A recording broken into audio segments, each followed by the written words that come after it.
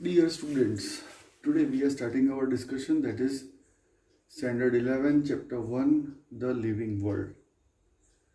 In the first introductory discussions, that is 1.1, what is living? Here, before the starting of this chapter, I would like to discuss something or want to share something. बेटा, ये जो concept यहाँ पे मैं समझाने का try कर रहा हूँ, ये क्या है? यूँ बोलूँ ना तो 11th स्टैंडर्ड बायोलॉजी सब्जेक्ट के अंदर हमको बहुत सारे सब सब्जेक्ट्स पढ़ने के। Bio is not just, I can say it is a one subject. Bio एक सब्जेक्ट नहीं है। अभी तक मैंने आपको बायोलॉजी सब्जेक्ट में सेल बायोलॉजी पढ़ाया। अब सेम 11th स्टैंडर्ड की बात करें तो NEET examination point of view से बहुत इंपॉर्टेंट चैप्टर रहता है, चैप्टर नंबर 1, 2, 3, 4, 4 चैप्टर। ये 4 चैप्टर का एक क्लस्टर बनता है और 4 चैप्टर का जो क्लस्टर बन रहा है उसको बेसिकली अगर एक हेड के अंदर रखना चाहे तो it will come under taxonomy और सिस्टमेटिक्स। टैक्सोनॉमी सिस्टमेटिक्स ये जो सब्जेक्ट है बहुत अच्छा सब्जेक्ट है। फॉर्चुनेटली मेरा तो इसके अंदर पीएचडी है, बहुत काम किया है इसके अंदर।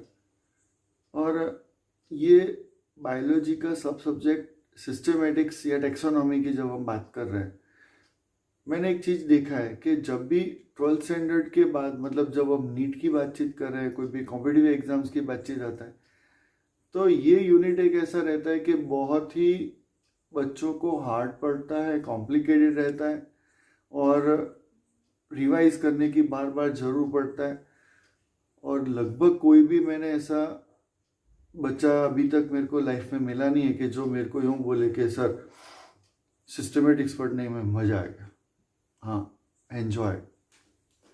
अब just try to understand and recall one thing, that here I am clarifying one thing before the starting of the unit, that the entire subject, that is systematic, is not so much easier, but you have to follow some basic patterns to understand. You have to follow some basic thumb rules to remember the subject. It is much more easier. The 4th chapter cluster includes chapter 1, 2, 3, 4. In the first chapter, the title is The Living World. What we are going to discuss in first chapter?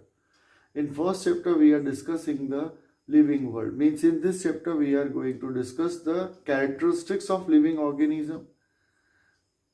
Second one. In the second chapter, we will discuss regarding the systematics. Third chapter is based on the plant classification and fourth chapter is based on animal classification. Each and every chapter is having its own importance. Just how to read, I will teach, but you have to give your soul to remember the subject, not bio, but you have to remember the sub-subjects, that is taxonomy, systematics. बेटा एक statement बोल रहा हूँ, एक thumb rule बोल रहा हूँ। जैसे मेरा चैनल का नाम बायो बैटल ऑफ वर्ड्स है, वैसे यहाँ पे मैं पूछता हूँ आप क्या पढ़ रहे हो, तो आप 11th स्टैंडर्ड में पढ़ रहे हो, 12th स्टैंडर्ड में पढ़ रहे हो? नो, ऐसा नहीं होता। अगर आप नीट की बात कर रहे हो, कॉम्पिटिटिव एग्जाम की बात कर रहे हो, तो आप बायोलॉजी पढ़ रहे हो, याद रखने का। और एक चीज़ एक जगह पे जो आता है वो दूसरी जगह पे, बहुत सारे जगह पे उसका यूटिलाइजेशन होता है। क्वेश्चन कई बार होता है, लगता है कि 12th की किसी जगह से पूछा, लेकिन आंसर उसका सिस्टमेटिक्स में से निकलता है। सिस्टमेटिक्स में से क्वेश्चन होता है तो उसका आंसर बहुत अलग अलग है। बोलूँ तो बहुत कंफ्यूजन है ही गोला में। शांति से स्टेप बाय स्टेप देखते जाना, और जिस वे से मैं बोलूँ देखना, समझना, अंडरस्टैंड करते जाना। और मोस्ट प्रेफरेबल आपको अगर लगता है कि ना सर अच्छा काम कर रहे हैं, तो उसके कमेंट्स खास देना कि नीचे कमेंट बॉक्स के अंदर। अब बेटा ये जो चैप्टर है द लिविंग वर्ल्ड, इसके अंदर हम पढ़ने वाले क्या है ये बता दो, क्योंकि अभी तक मैंने आप लोगों को जस्ट सिस्टमेटिक्स का बेसिक इन्फॉर्मेशन दिया कि ये जो यूनिट पूरा स्टार्ट कर रहे हैं, मैं कर रहा हूँ पढ़ाने के लिए, उसके अंदर हमको पढ़ना क्या है। तो सबसे पहला चैप्टर नंबर 1, अगर आपको क्लासिफिकेशन पढ़ना हो तो एक डेफिनेशन मैंने दिया हुआ है, व्हाट इज क्लासिफिकेशन। ध्यान से सुनना, जस्ट समझने का ट्राई कर कि क्लासिफिकेशन इज नथिंग, ये मेरी दी हुई डेफिनेशन है बेटा, किसी जगह बुक में लिखा हुआ नहीं है और आपको किसी जगह पे एग्जाम में भी ये डेफिनेशन लिखने की नहीं है। What is classification? It is nothing but said to be the virtual game of grouping of organisms. आप बोलो सर वर्चुअल गेम मतलब क्या? सिंपल। अब वर्चुअल गेम में किसको बोल रहा हूं कि मान लो बच्चा छोटा होता है, बच्चा छोटा होता है। छोटे बच्चे किधर जाते हैं? छोटे बच्चे जाते हैं स्कूल में। अब जब भी छोटे बच्चा स्कूल के अंदर जाता है, अप्रॉक्सीमेट बोलूं तो 1 to अप्रॉक्सीमेटली सेकेंड स्टैंडर्ड जब बच्चा छोटा होता है, सेकेंड स्टैंडर्ड तक बच्चे जब छोटे होते हैं ना, तो बच्चों को स्कूल के अंदर से अलग अलग प्रोजेक्ट्स दिए जाते हैं। प्रोजेक्ट्स होते हैं, प्रोजेक्ट्स। और वो प्रोजेक्ट्स के अंदर क्या बोलते हैं कि बेटा घर से अलग अलग टॉयज लेके आना, टॉयज अलग अलग रबर के मॉडल्स लेके आना। और हम बच्चों को क्या करते हैं, तो छोटे छोटे ग्रुप्स के अंदर डिवाइड कर देते हैं। जैसे तुम डॉल्फिन ग्रुप हो, तुम लायन ग्रुप हो, तुम पिकॉक ग्रुप हो, तुम ओके। और फिर जितने भी बच्चों ने जो भी टॉयज लेके आए हैं, वो बच्चों के टॉयज के ऊपर उनके नाम लिख के डंप कर देते हैं बीच में। और जो बच्चों का छोटा छोटा ग्रुप बना, वो ग्रुप के अंदर से फिर हम उनको बोलते हैं कि बेटा आप ये पूरे के पूरे जो ग्रुप माउंटेन बना है उसके अंदर से बर्ड्स इकट्ठे करके लाओ, वो फिश इकट्ठे करके लाओ, लायन ग्रुप कार्निवोरस एनिमल इकट्ठे करो। अब यही कंसेप्ट जब बच्चा छोटा होता है तो ये काम करता है। और अब मेरे जो बच्चे फर्स्ट में जो पढ़ते थे, वो धीरे धीरे फर्स्ट सेकेंड फोर्थ पढ़ते अभी कौन से स्टैंडर्ड में आ गए हैं? 11th में आ गए। तो 11th में काम जो आ रहा है, बात तो वही का वही है, कोई फर्क नहीं पड़ेगा। अब यहाँ पे हम डॉल्फिन, कार्निवोरस, फिशेज ऐसे जो बोलते हैं, उनके बदले हम यहाँ पे अलग अलग टाइटल्स पढ़ेंगे, एकेरियोटा, प्रोकैरियोटा, यूकेरियोटा।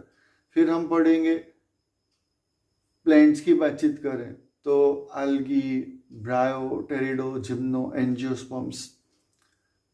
अगर हम एनिमल्स पे बातचीत करें तो हम पोरीफेरा, एकिनोडर्माटा, मोलस्का, ऐसे कुछ वर्ड्स यूज करेंगे। घबराना नहीं बच्चा, डॉक्टर भावेश सिडाना भी है, जिंदा है। पढ़ेंगे, शांति से पढ़ेंगे, धीरे धीरे पढ़ेंगे, कंक्रीट काम करेंगे। लेकिन जो सिस्टमेटिक्स पढ़ना है बेटा, उसकी प्रॉपर मेथडोलॉजी है, उसको फॉलो करना। और इनफैक्ट जो चैप्टर नंबर 1 है, वो जस्ट जिन्होंने भी बनाया है, हेड्स ऑफ, बहुत मस्त चैप्टर बनाया है। एक एंगल से मैं बोलूँ तो इसके अंदर से एग्जामिनेशन पॉइंट ऑफ व्यू से कोई लिटरेचर इतना काम का है नहीं, लेकिन इसके अंदर से जो जिन्होंने भी ये चैप्टर बनाया है, कुछ सोच के बनाया। और वो उनकी जो सोच होनी चाहिए, सॉरी यार मैं छोटा सा टीचर हूँ, कभी मिला नहीं उनसे, मिलने का मौका मिले तो थैंक यू बोलूँगा, कि ये जो चैप्टर है उन्होंने जस्ट ट्राई किया है। जो फर्स्ट टाइटल है उनका जो लिखा हुआ है, उसके अंदर पहला लिखा हुआ है व्हाट इज लिविंग। अब व्हाट इज लिविंग का मतलब क्या होता है? तो यहाँ पे व्हाट इज लिविंग कंसेप्ट के अंदर बहुत कंसेप्ट जो हिडन है, जो हमको पढ़ने का है, वो ये कि अगर हम बच्चों को सिस्टमेटिक्स पढ़ाने का ट्राई कर रहे हो तो सबसे पहला काम लिविंग और नॉन लिविंग तो चीज बतानी चाहिए ना। जैसे अगर मैं बोलूँ ये पेन लिविंग है कि नॉन लिविंग है, तो आप बोलोगे सर पेन नॉन लिविंग है। मैं बोलूँ नहीं बेटा, I can prove pen is living. Sir क्या यार, आप बता रहे हो, देख ध्यान से सुन, समझते जा। जैसे मैथ्स के अंदर आप L R left to right जो प्रूव करते हैं, उसके अंदर खाली लास्ट में एक डिजिट आता है, एल इक्वल्स टू आर, तो आप बोलते हो बोथ आर सेम। मैं एक पेन के अंदर और मेरे अंदर जो बहुत सारी सिमिलैरिटीज है वो बता सकता हूँ, कीड़ी मकोड़े के अंदर भी बता सकता हूँ। ये चीज यहाँ पे समझने का है कि फॉर एग्जाम्पल मैं बोलूँ पेन किससे बना हुआ है, तो आप बोलोगे सर इथिलीन, और इथिलीन मतलब पॉलीमर है, पॉलीमर मतलब पॉलीमर मोनोमर्स। अब जब पेन इथिन का पॉलीमर की बातचीत करें तो वहाँ पे मोनोमर्स की बातचीत आता है। तो इसके अंदर इलेक्ट्रॉन प्रोटॉन न्यूट्रॉन है, आप बोलोगे हाँ। तो मेरे बॉडी के अंदर या किसी कीड़ा मकोड़ा उसके अंदर इलेक्ट्रॉन प्रोटॉन न्यूट्रॉन प्रेजेंट होता है, हाँ है। अब इलेक्ट्रॉन प्रोटॉन की मूवमेंट इसमें है, अब बोलोगे हाँ। तो मेरे बॉडी में या पेड़ पौधों में मूवमेंट होती है, बोलोगे हाँ होती है। पेड़ पौधे मूव करते हैं, नहीं करते। तो पेन भी कहाँ मूव करती है, पेन भी एक ही जगह पे रखोगे रखेगा। अब बोलो तो पेन लिविंग हुआ, कितने सारे कैरेक्टरिस्टिक्स मैंने बोले। Still what you will suggest or what you are thinking, the pen is living? No, I cannot say living. That means यहाँ पे what is living जो टाइटल है ना, उसमें हमको देखने का है, समझने का है कि what are the characteristics are there which are common in all living organisms. Character पकड़ने के हैं। अब ऐसे कैरेक्टर के जो मैं बोलूँ घोड़ा गधा कुत्ता बिल्ली वायरस बैक्टीरिया सब corona whatever all living organisms के अंदर बोले तो कॉमन है। वो कैरेक्टरिस्टिक्स हमको स्टेप बाय स्टेप यहाँ पे लर्न करने के हैं, सीखने के हैं, समझने का है। और वो जो कैरेक्टरिस्टिक्स रहेंगे वो पेज नंबर 1 के अंदर स्टेप बाय स्टेप लिखे हों। तो उसके अंदर पहला आता है organisms grow. What organisms grow? Growth is a typical characteristics of all living organisms. Organisms grow. Growth is a typical character. Growth.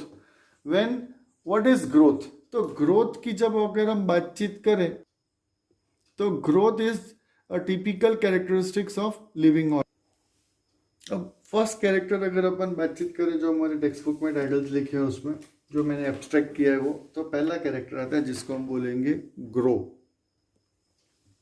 Growth is said to be the irreversible increase in height and weight of an organism's body. Growth based हम पूरा के पूरा chapter पढ़ने वाले हैं जो step by step आता है। नेक्स्ट एक आता है रिप्रोडक्शन। रिप्रोडक्शन मतलब organisms reproduce due course of time and produce its own same kind of organism. It is said to be the reproduce. Metabolism. अब जो मेटाबॉलिज्म कंसेप्ट है यहाँ पे दो वर्ड एक आपको समझने का, एक को अपन बोलते हैं एनाबॉलिक और एक को अपन बोलते हैं catabolic. What is anabolic and what is catabolic? Anabolic process is said to be the synthetic processes. Catabolic is said to be the degradatory processes. Both processes are interlinked and together they are known as metabolism. Metabolism is a typical characteristics of living organisms.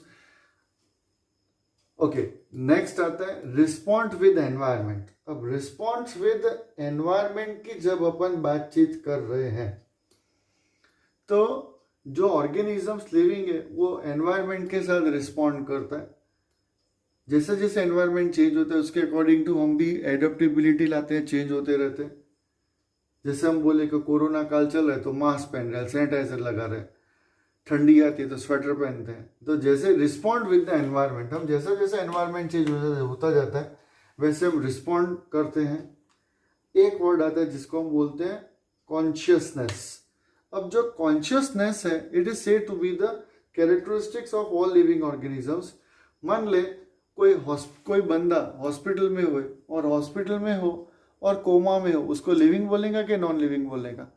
Okay, अब ऐसे जो concept है हमको पढ़ने का है, मतलब ये जो 5 कैरेक्टरिस्टिक्स है अभी बोलो तो जो स्टार्टअप किया था समझाने के लिए, पेन लिविंग है। आप बोलोगे सर वही कंसेप्ट यहाँ पे देख रहा हूँ, समझाने का ट्राई कर रहा हूँ, pen still it is a non living. क्यों नॉन लिविंग है? तो भले बहुत सारे कैरेक्टरिस्टिक्स हैं कि जो लिविंग के अंदर और नॉन लिविंग के अंदर कॉमन हो, लेकिन इसके अलावा यहाँ पे जो कैरेक्टरिस्टिक्स लिखे हुए हैं ग्रोथ, रिप्रोडक्शन बहुत डिटेल में अपन पढ़ने वाले हैं, स्पोर फॉर्मेशन आता है वगैरह वगैरह वगैरह, बहुत सारी डिटेल अपन पढ़ेंगे। Metabolism, that is response with environment, consciousness, ये मेन कैरेक्टरिस्टिक्स हैं कि जो इस पेन में नहीं है। और पेन में नहीं होने की वजह से हम पेन को नॉन लिविंग बोलेंगे, इट इज नॉन लिविंग, जबकि ह्यूमंस या लिविंग ऑर्गेनिजम्स, तो I am trying to explain the word what is living, living क्या है। तो ये फर्स्ट कंसेप्ट के अंदर हमको यही चीज समझाने का ट्राई किया है ऑथर ने कि लिविंग और नॉन लिविंग चीजें पहले आइडेंटिफाई करो, try to identify living and non living, फिर स्टेप बाय स्टेप जैसे जैसे लिटरेचर स्टडी मटेरियल चलता जाएगा वैसे वैसे how you will group the organisms, step by step देखते जाते हैं। चलो अभी अपन आगे का जो कंसेप्ट है वो देखेंगे। Next topic 1.2 diversity in the living world.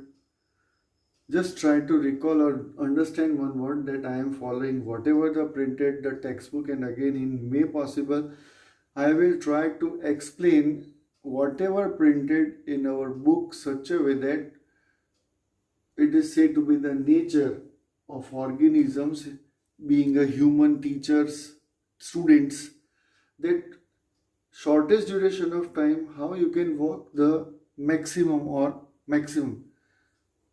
knowledge you will get. See, in the first 1.2 diversity in the living world, here I am trying to explain the basic keywords. First keyword is biodiversity. What is biodiversity? This concept is there in 12th standard. The entire chapter will be there. Biodiversity, when the word comes, you have to recall, remember, as biodiversity is nothing but listing of flora and fauna of concerned geographical region. Biodiversity rich, India is among the major biodiversity, कितने से अलग अलग species है, plants, animals है, सबका का list बनाओ। Biodiversity 12th में ये वर्ड पढ़ने वाले। नेक्स्ट एक वर्ड आता है जिसको हम बोलते हैं नॉमेनक्लेचर। नॉमेनक्लेचर क्या होता है? नॉमेनक्लेचर मतलब हम बोलते हैं नामकरण विधि, नामकरण विधि। अब नामकरण विधि किसको हम बोलते हैं? तो बच्चा जब पैदा होता है उसका date, time, place of birth हम बोलते हैं, महाराज के पास भेजते हैं, पंडित महाराज जिसकी कुंडली निकालते हैं और उसके ऊपर से बोलते हैं कि ये राशि से आता है, फिर उसके ऊपर से नाम हुई बार रखती है। यहाँ पे हम अगर प्लांट्स के नाम, एनिमल्स के नाम बातचीत करें तो साइंटिस्ट लोग जो पैटर्न फॉलो करते हैं कि नए नए स्पीसीज मिलते जाते हैं, तो they are said to be the nomenclature. कैसे ऑर्गेनिजम्स को नाम दिया जाता है, they will come under nomenclature. Nomenclature के बाद कंसेप्ट आएगा जिसको हम बोलते हैं आइडेंटिफिकेशन करने का। अब नाम दोगे तभी तो उसको किसी न किसी ग्रुप में बोलोगे ना, रखोगे। The way I have given my own definition of classification. What is classification? Classification is nothing but said to be the grouping of organisms into smaller and larger groups on the basis of characteristics. That is virtual group. Okay? अब यहाँ पे आपको बेटा दो चीज याद रखने का, एक है ICBN और एक आता है ICZN, international code of botanical nomenclature, international code of zoological nomenclature. ये दो इंटरनेशनल इंस्टीट्यूट्स हैं कि जो इसी के ऊपर काम कर रहे हैं, और उसमें एक मेजॉरिटी साइंटिस्ट हैं जिनका नाम है कार्ल लीनियस। एक कार्ल लीनियस ऐसे साइंटिस्ट है जिन्होंने आज की डेट में मेजॉरिटी दुनिया जो पैटर्न फॉलो करती है, जिसको हम बोलते हैं बायनॉमिनियल नॉमेनक्लेचर, फॉलो कर रही है। What is binomial nomenclature? अब ह्यूमन के क्लासिफिकेशन में पर्टिकुलर हम गुजरात इंडिया जोन में है, यहाँ पे हम किसी को भी पूछते हैं कि बेटा इधर बोले नाम बोलो, अपन नाम, पूरा नाम बोलो, तो हम वो, जैसे मैं बोलूँ, मेरे से कोई बोले आप पूरा नाम बोलो, तो मैं बोलूँगा सिडाना भावेश सुभाष चंद्र। ह्यूमन के नॉमेनक्लेचर में हम ट्राइनॉमिनियल नॉमेनक्लेचर फॉलो कर रहे हैं इंडिया में, पर्टिकुलर गुजरात के अंदर। पहला नेम वो कास्ट है, बंदा ह्यूमन नहीं होता, पहले चौधरी होता है, पटेल होता है, सॉरी सेंटिमेंट हो गया, सॉरी। तो फर्स्ट कास्ट नेम होता है, सेकंड बंदे का नाम होता है, और थर्ड उसके उनके पापा का नाम होता है। तो हम ह्यूमन में नेम में 3, उसी तरह प्लांट्स के अंदर हम फॉलो कर रहे हैं बायनॉमिनियल नॉमेनक्लेचर के अंदर 2 नेम्स हम फॉलो करते हैं, और 2 नेम्स के अंदर मान ले एक आता है जिया और मेज। तो Zea is said to be the generic name, mays is a species name. Bi का मतलब होता है 2। Here in the classification world chapter number 1 binomial nomenclature दिमाग में रखना। जैसे ह्यूमंस होमो सेपियंस होते हैं, तो कोई भी ऑर्गेनिज्म को हम दो नाम से पहचानते हैं. First name is generic name, second name is species name.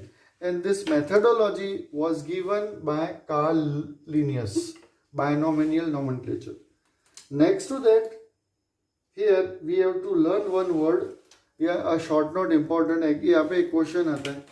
जब भी क्वेश्चन आएगा वो मैं बोल दूंगा कि यहाँ पे क्वेश्चन है. वो क्वेश्चन आता है जिसको मैं बोलूंगा रूल्स ऑफ क्लासिफिकेशन या रूल्स ऑफ नोमेनक्लेचर भी बोल सकते हैं. बुक के अंदर प्रिंटेड है पेज नंबर 7 के ऊपर. वो मोस्ट इंपॉर्टेंट रहेंगे. 4 पॉइंट्स